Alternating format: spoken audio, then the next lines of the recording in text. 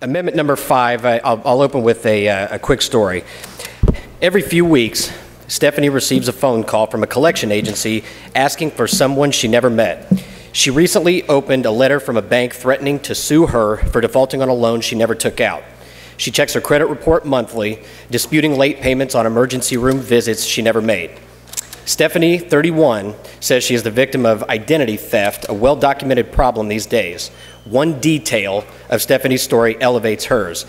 Her identity was stolen when she was 12 years old. I had an amendment for Senate Bill 394 that would extend a protection that already exists for Hoosier adults. So if you're over the age of 18 now, you can call the credit reporting agencies and set up what is known as a consumer freeze. And it is an added layer of protection to prevent people from being able to steal your identity. Even if someone were to steal your social security number and license and other identifying information, they still would not have the required information to get around the freeze. Now, I traveled my district over the course of the last year or so with an expert in identity theft, and we gave a presentation at all of my neighborhood association groups. And it was in doing that that we realized there was this gap in coverage for children and those who have a guardian because of a disability or some other reason. That glaring gap cried out for a solution, and I worked hard in the off session and worked hard to get this amendment together so that that protection, that layer of security, could be extended to our most vulnerable, our children, and those who are have a guardian because of some disability. The process to implement the freeze is actually pretty simple.